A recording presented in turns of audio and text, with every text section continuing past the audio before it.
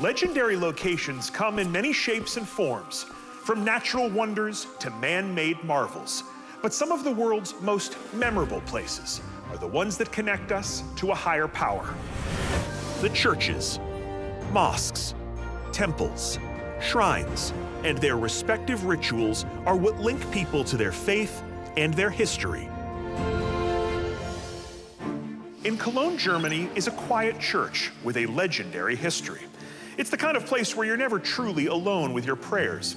That's because this basilica is filled to the brim with bones.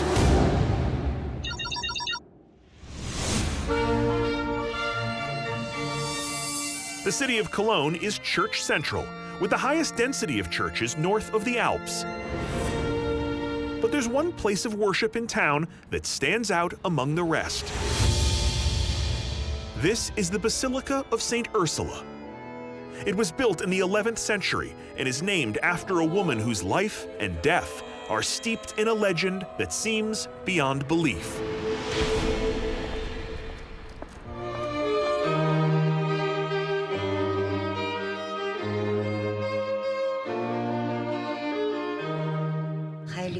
The Holy Ursula, she was an outstanding woman. We cherish her very much. We have her in our hearts. We like coming here to pray for her. The legend goes like this. Back around 300 AD, a young princess in Britain named Ursula was presented with a slew of potential suitors, many of them pagan. But being an independent 4th century Christian woman, Ursula was having none of it. She never wants that. She wants to be free, and she's convincing her parents to do a pilgrimage to Rome. And on that trip to Rome, Ursula would have no shortage of travel companions, thanks to her 11,000 devoted handmaidens. 11,000 handmaidens? Yikes! That's excessive. Ursula had a vision that she and her ladies-in-waiting were destined to be martyred and become the virgin brides of Christ. So they set off on a journey to Rome to pursue their fate. And unfortunately, they found it when they encountered a mob of Huns from Central Asia. And they did not want to get married to the Huns, and so they were all killed for the Christian faith.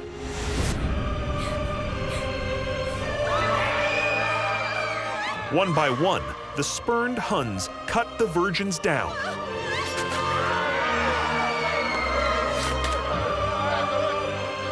Ursula last of all, with an arrow through the heart. Fast forward to the 12th century. Thousands of bones are found next to the church. Believing that these are bones connected to the legend of St. Ursula, the locals expand the building with a room to house and honor the relics. They call it the Golden Chamber. There are those, however, who doubt the authenticity of the story. In the 1960s, the Catholic Church even stripped Ursula of her sainthood, but her story has never officially been disproven. So now, I've arranged for bone expert Anna Marshner to meet the exhibit's conservationist and perform a forensic inspection of the bones for the very first time. So let's go in.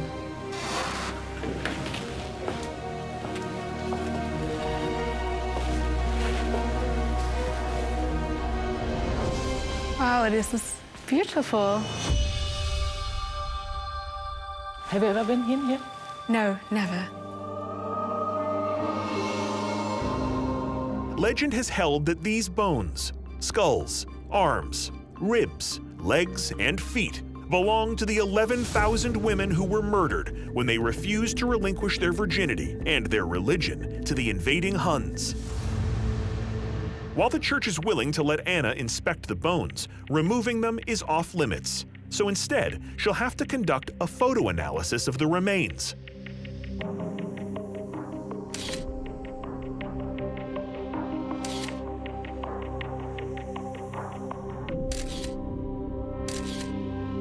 And before long, one of the shots reveals an important clue. What do we have here?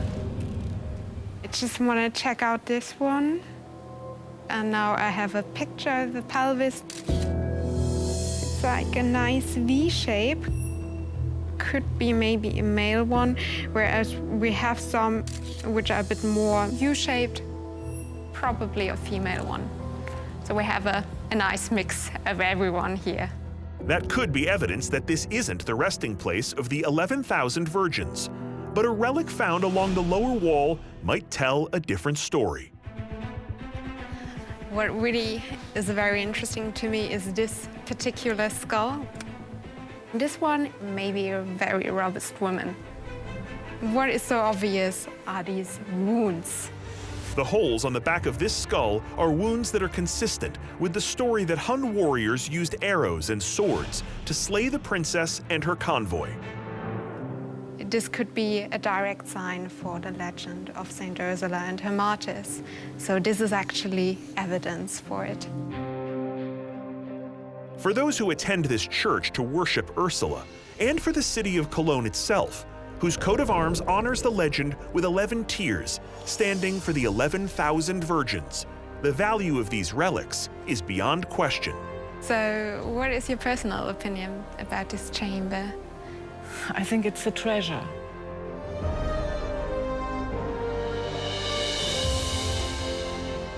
Make no bones about it, a massive collection of 1,700-year-old corpses isn't your typical treasure. But for true believers, it's a priceless link to their faith. And in my travels, I found that most countries have their own unique and seemingly unusual spiritual beliefs.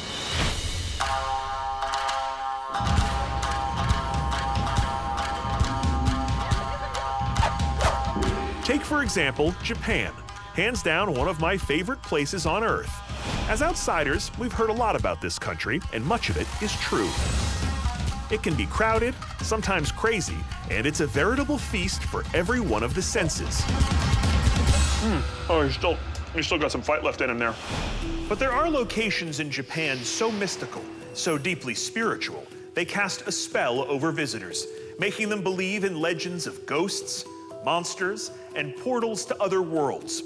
And at the base of Mount Fuji, there's one place that may even hold actual proof that these myths are more than legend.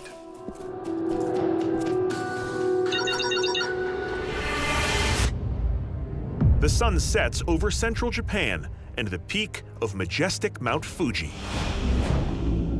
At the foot of Fuji, Shugendo masters at the Asama Shrine conduct a ceremony to communicate with the area's nature spirits, also known as kami. The ceremony culminates with a dramatic fire ritual intended to make peace with Mount Fuji itself, which has been known to have a nasty temper.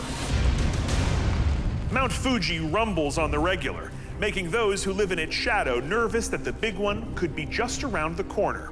Not to mention that it's been over 300 years since the last eruption, an enormous blast that spewed ash hundreds of miles in all directions. But it was that deadly destruction that sprouted a sea of trees, known as the Aokigahara Forest. Since the mid-20th century, it's also had another name, the Suicide Forest, a final destination for those seeking to shuffle off this mortal coil. But for those among the living, Aokigahara is believed to be a passageway to the spirit world.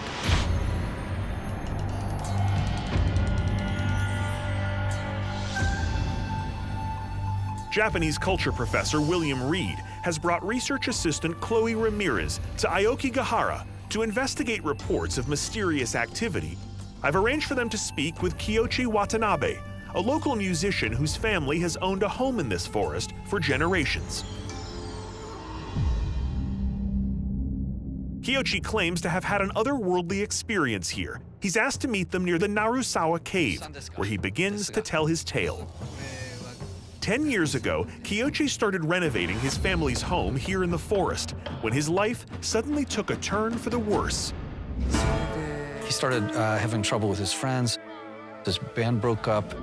And it gets even more serious when it starts to affect his health. So they found just a beginning of a bit of a cancer.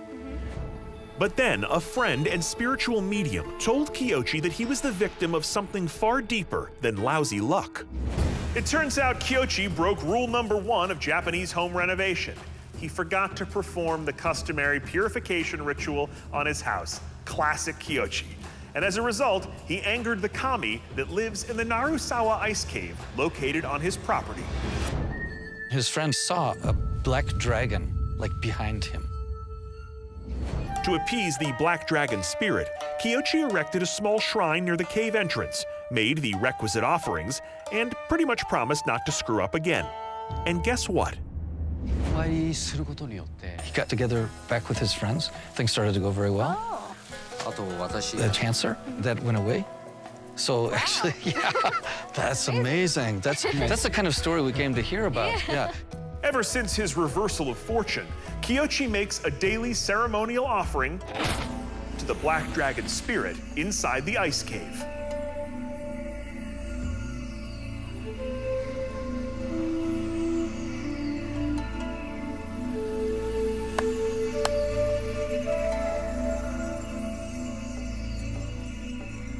Would it be possible to see the cave? Yeah, Let's go. Yeah.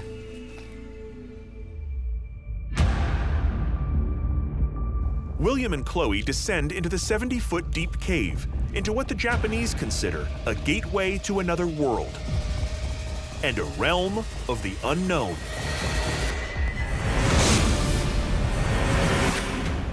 At the foot of Japan's rumbling Mount Fuji, deep inside the legendary Aokigahara forest, local Kyochi Watanabe is treating visitors to a rare look inside a cave he believes is inhabited by a black dragon spirit. This cave used to be a lake. When the nearby volcano erupted 1,100 years ago, it dumped massive amounts of lava. As that lava cooled, a gas bubble inside burst and hardened into this 500-foot-long circular tube of volcanic rock. This cave was essentially created by fire, which makes what they're about to see next a stunning contrast. Whoa. Yeah, it's gorgeous. まさに火と氷の世界です。 This is the fire because of volcanic lava and ice. The ice is groundwater that stays frozen year-round thanks to a relatively constant air temperature down here that hovers around 32 degrees Fahrenheit. That's really cool. Isn't that cool? Yeah, fire and ice. Fire and ice, the balance of opposites. Very spiritual. Yeah. This balance found in the cave represents the dragon itself, a volatile spirit that, once appeased, becomes a fierce protector. Thank you very much. Really appreciate it. Very good. Just like this cave of fire and ice, Japan itself is a fascinating land of contradictions. Despite being a world leader in cutting-edge technology, the nation has deliberately maintained its deep connection to ancient myths. And sometimes those myths creep into the modern world in unexpected ways.